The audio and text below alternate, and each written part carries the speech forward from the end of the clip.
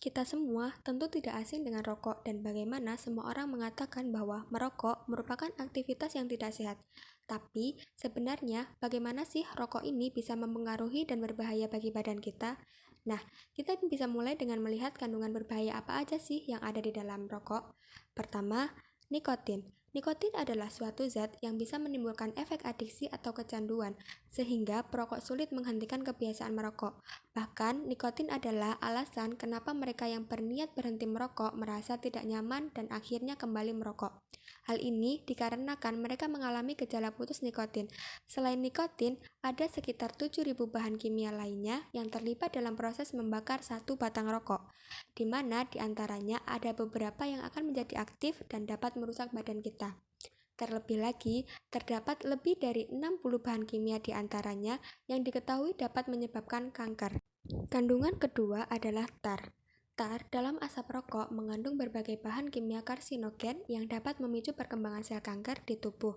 Contohnya adalah arsenik atrium dan lain-lain.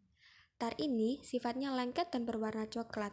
Dan apakah kalian pernah berpikir kenapa gigi dan kuku perokok menjadi kuning? Yap, itu adalah tar yang juga dapat mempersempit saluran udara kecil di paru-paru atau bronkiolus yang bertugas untuk menyerap oksigen. Zat yang berbahaya berikutnya adalah karbon monoksida, suatu gas yang dalam jumlah banyak dapat berakibatkan fatal karena menggantikan oksigen. Kandungan karbon monoksida di darah tidak bisa menghasilkan suplai oksigen ke seluruh bagian tubuh sehingga memaksa jantung bekerja lebih keras dan mengganggu kinerja paru-paru. Di dalam darah terdapat sel darah merah, dan di sel darah merah terdapat hemoglobin. Pada mereka yang tidak merokok, oksigen mengikat hemoglobin dan tar ke seluruh tubuh. Tetapi, karbon monoksida dapat mengikat dirinya ke hemoglobin jauh lebih mudah jika dibandingkan oksigen. Dan pada akhirnya, karbon monoksida tersebut menggantikan oksigen.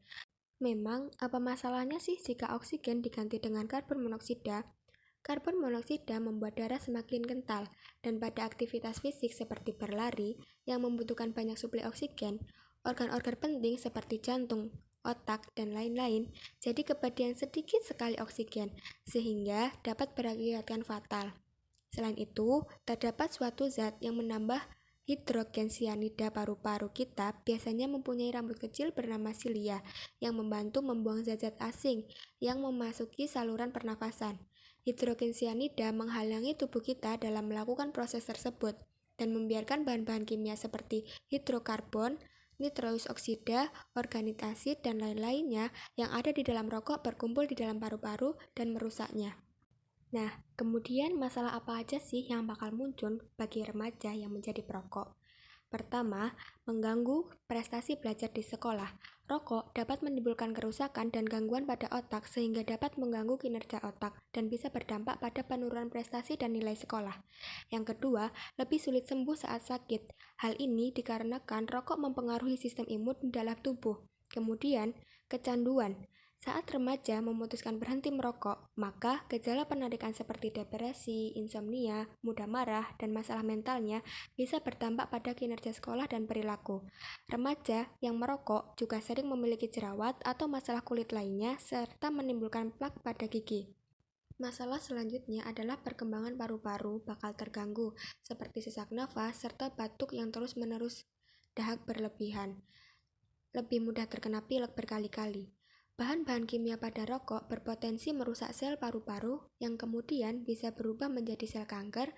Selain itu, rokok juga bisa menyebabkan terjadinya berbagai penyakit pada paru-paru seperti bronkitis, penyakit paru obstruktif, kronis atau PPOK, dan emfisema. Masalah berikutnya adalah terlihat lebih tua dari usianya. Para remaja yang mulai merokok di usia mudanya akan mengalami proses penuaan jauh lebih cepat. Ia akan memiliki garis-garis di wajah serta kulit lebih kering sehingga penampilannya akan lebih tua dibandingkan usianya.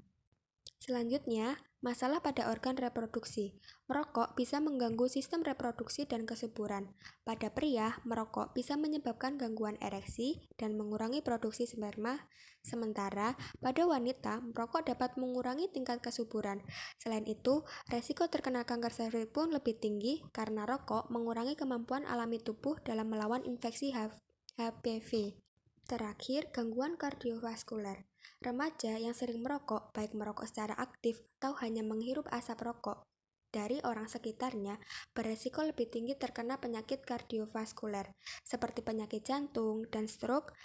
Resiko ini bisa semakin meningkat pada perokok yang jarang berolahraga, kurang menjaga pola makan, dan sering stres. Dari sini, kita dapat mengambil kesimpulan bahwa merokok dapat merusak berbagai organ tubuh kita dan secara umum menurunkan kondisi kesehatan kita. Jadi, yuk para remaja kita sama-sama terbebas dari bahaya rokok. Sekian, terima kasih.